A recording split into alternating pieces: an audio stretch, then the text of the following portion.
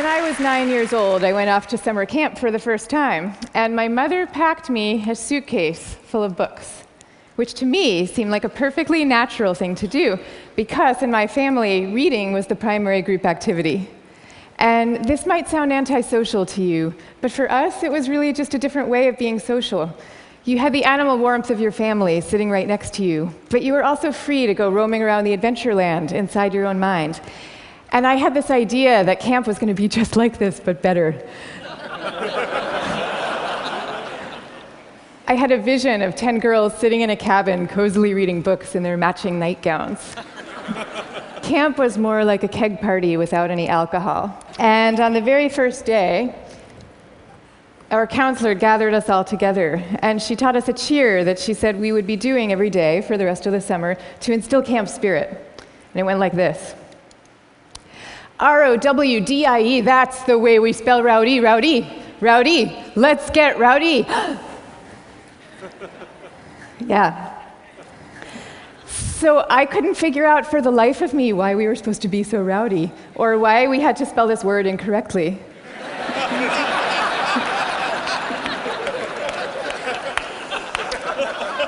But I recited the cheer. I recited the cheer along with everybody else. I did my best. And I just waited for the time that I could go off and read my books.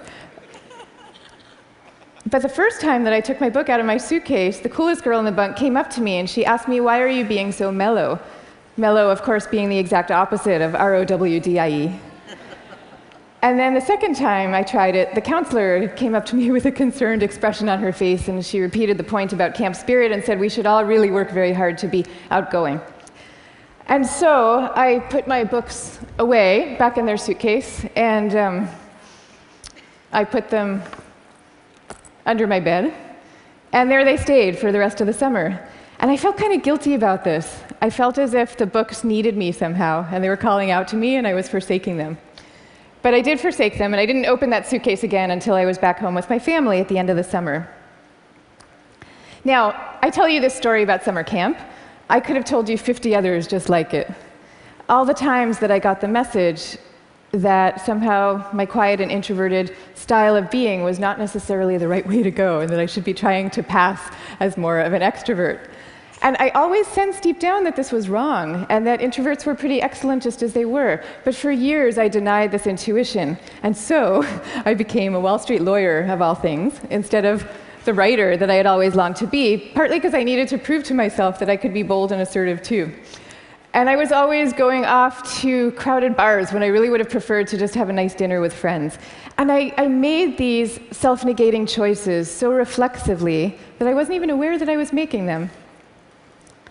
Now, this is what many introverts do, and it's our loss for sure, but it is also our colleagues' loss and our community's loss, and at the risk of sounding grandiose, it is the world's loss, because when it comes to creativity and to leadership, we need introverts doing what they do best.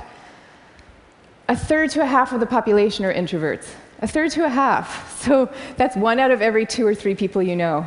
So even if you're an extrovert yourself, I'm talking about your coworkers and your spouses and your children and the person sitting right next to you right now. All of them subject to this bias that is pretty deep and real in our society. We all internalize it from a very early age without even having a language for what we're doing. Now, to see the bias clearly, you need to understand what introversion is. And it's different from being shy. Shyness is about fear of social judgment. Introversion is more about how do you respond to stimulation, including social stimulation. So extroverts really crave large amounts of stimulation, whereas introverts feel at their most alive and they're most switched on and they're most capable when they're in quieter, more low-key environments. Not all the time, these things are an absolute, but a lot of the time. So the key then to maximizing our talents is for us all to put ourselves in the zone of stimulation that is right for us. But now here's where the bias comes in. Our most important institutions, our schools and our workplaces, they are designed mostly for extroverts, and for extroverts' need for lots of stimulation. And also, we are living through this belief system. We have a belief system right now that I call the new groupthink, which holds that all creativity and all productivity comes from a very oddly gregarious place. So if you picture the typical classroom nowadays, When I was going to school, we sat in rows. We sat in rows of desks like this, and we did most of our work pretty autonomously. But nowadays, your typical classroom has pods of desks of 4 or 5 or 6 or 7 kids all facing each other. And kids are working in countless group assignments, even in subjects like math and creative writing, which you would think would depend on solo flights of thought. Kids are now expected to act as committee members. And for the kids who prefer to go off by themselves or just to work alone, those kids are seen as outliers often, or worse, as problem cases. And the vast majority of teachers reports believing that the ideal student is an extrovert as opposed to an introvert, even though introverts actually get better grades and are more knowledgeable, according to research. Okay, same thing is true in our workplaces.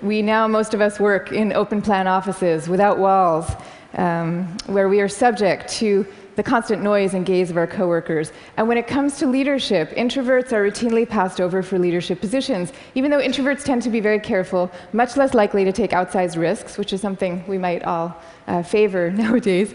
And interesting research by Adam Grant at the Wharton School has found that introverted leaders often deliver better outcomes than extroverts do, because when they are managing proactive employees, they're much more likely to let those employees run with their ideas, whereas an extrovert can quite unwittingly kind of get so excited about things that they're putting their own stamp on things, and other people's ideas might not as easily then bubble up to the surface. Now, in fact, some of our transformative leaders in history have been introverts. I'll give you some examples. Eleanor Roosevelt, Rosa Parks, Gandhi. All these people describe themselves as quiet and soft-spoken and even shy. And they all took the spotlight, even though every bone in their bodies was telling them not to. And this turns out to have a special power all its own, because people could feel that these leaders were at the helm, not because they enjoyed directing others, and not out of the pleasure of being looked at. They were there because they had no choice, because they were driven to do what they thought was right. Now, I think at this point it's important for me to say that I actually love extroverts. I always like to say some of my best friends are extroverts, including my beloved husband. And we all fall at different points, of course, along the introvert-extrovert spectrum. Even Carl Jung, the psychologist who first popularized these terms, said that there's no such thing as a pure introvert or a pure extrovert. He said that such a man would be in a lunatic asylum if he existed at all. And some people fall smack in the middle of the introvert-extrovert spectrum, and we call these people ambiverts. And I often think that they have the best of all worlds. But many of us do recognize ourselves as one type or the other. And what I'm saying is that culturally, we need a much better balance. We need more of a yin and yang between these two types.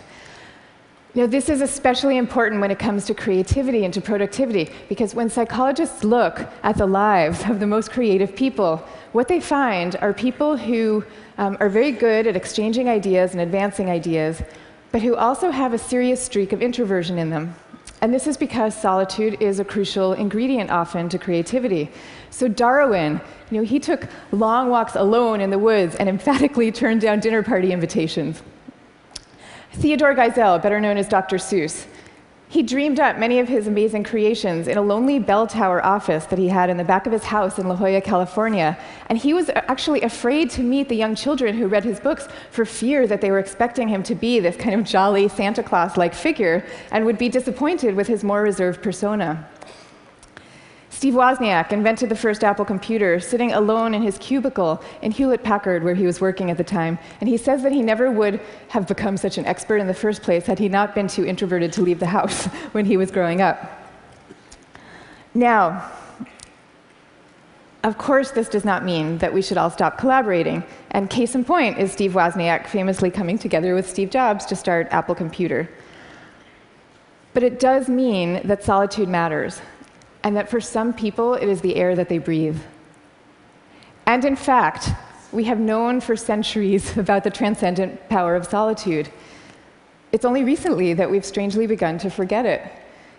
If you look at most of the world's major religions, you will find seekers, Moses, Jesus, Buddha, Mohammed, seekers who are going off by themselves, alone, to the wilderness, where they then have profound epiphanies and revelations that they then bring back to the rest of the community. So no wilderness, no revelations. This is no surprise, though, if you look at the insights of contemporary psychology. You know, it turns out that we can't even be in a group of people without instinctively mirroring and mimicking their opinions, even about seemingly personal and visceral things like who you're attracted to. You will start aping the beliefs of the people around you without even realizing that that's what you're doing. And groups famously follow the opinions of the most dominant or charismatic person in the room, even though there's zero correlation between being the best talker and having the best ideas. I mean, zero. So you might be following the person with the best ideas, but you might not. And do you really want to leave it up to chance?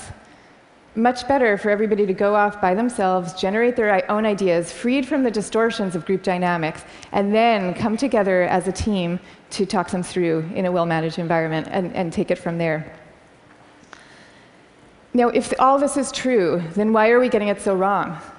Why are we setting up our schools this way and our workplaces? And why are we making introverts feel so guilty about wanting to just go off by themselves some of the time? One answer lies deep in our cultural history. Western societies, and in particular the US, have always favored the man of action over the man of contemplation.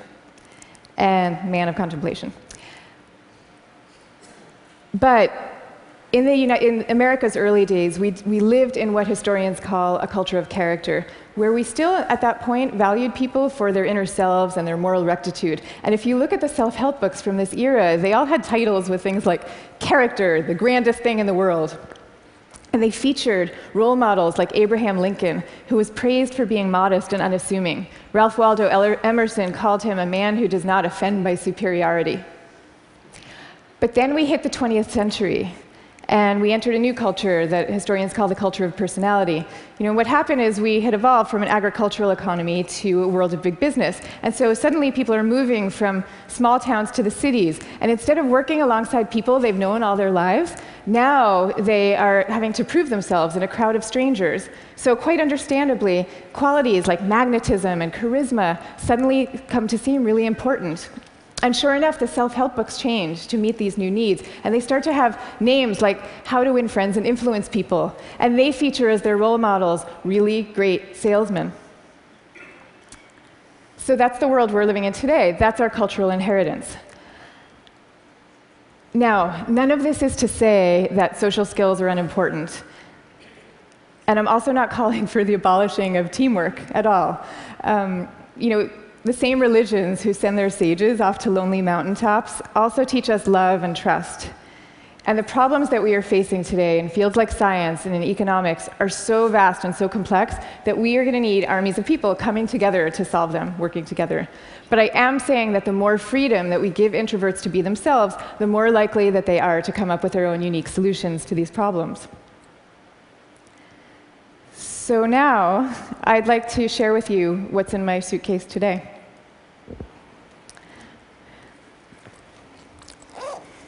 Guess what? Books. I have a suitcase full of books. Here's Margaret Atwood, Cat's Eye. Here's a novel by Milan Kundera. And here's The Guide of the Perplexed by Maimonides. But these are not exactly my books. I brought these books with me because they were written by my grandfather's favorite authors. My grandfather was a rabbi, and he was a widower who lived alone in a small apartment in Brooklyn. That was my favorite place in the world when I was growing up, partly because it was filled with his very gentle, very courtly presence, and partly because it was filled with books. I mean, literally, every table, every chair in this apartment had yielded its original function to now serve as a surface for swaying stacks of books. Just like the rest of my family, my grandfather's favorite thing to do in the world was to read. But he also loved his congregation, and you could feel this love in the sermons that he gave every week for the 62 years that he was a rabbi. He would take the fruits of each week's reading, and he would weave these intricate tapestries of ancient and humanist thought, and people would come from all over to hear him speak. But here's the thing about my grandfather. Underneath this ceremonial role, he was really modest and really introverted, so much so that when he delivered these sermons, he had trouble making eye contact with the very same congregation that he had been speaking to for 62 years. And even away from the podium, when you called him to say hello, He would often end the conversation prematurely for fear that he was taking up too much of your time. But when he died at the age of 94, the police had to close down the streets of his neighborhood to accommodate the crowd of people who came out to mourn him. And so these days, I try to learn from my grandfather's example in my own way. So I just published a book about introversion, and it took me about 7 years to write. And for me, that 7 years was like total bliss, because I was reading, I was writing, I was thinking, I was researching. It was my version of my grandfather's hours a day alone in his library. But now, all of a sudden, my job is very different. And my job is to be out here talking about it, talking about introversion.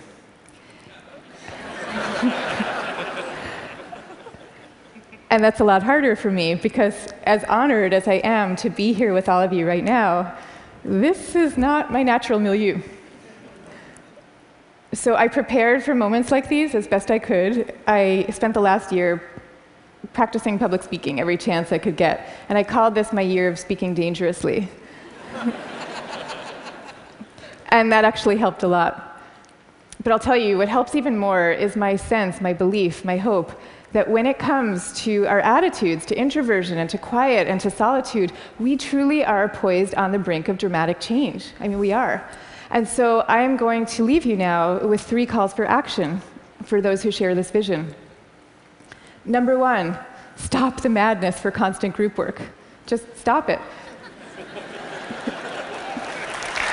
Thank you. And I want to be clear about what I'm saying, because I deeply believe our offices should be encouraging casual, chatty, cafe-style types of interactions, the kind where people come together and serendipitously have an exchange of ideas. That is great. That's great for introverts, and it's great for extroverts. But we need much more privacy, much more freedom, much more autonomy at work. School, same thing. We need to be teaching kids to work together, for sure. But we also need to be teaching them how to work on their own. This is especially important for extroverted children, too. They need to work on their own, because that is where deep thought comes from, in part. Okay, number 2, go to the wilderness. Be like Buddha. Have your own revelations. I'm not saying that we all have to now go off and build our own cabins in the woods and never talk to each other again. But I am saying that we could all stand to unplug and get inside our own heads a little more often. Number 3, take a good look at what's inside your own suitcase and why you put it there. So extroverts, maybe your suitcases are also full of books, or maybe they're full of champagne glasses or skydiving equipment. Whatever it is, I hope you take these things out every chance you get and grace us with your energy and your joy. But introverts, you being you probably have the impulse to guard very carefully what's inside your own suitcase. And that's okay. But occasionally, just occasionally, I hope you will open up your suitcases for other people to see, because the world needs you and it needs the things you carry. So I wish you the best of all possible journeys and the courage to speak softly. Thank you very much. Thank you. Thank you. Thank you.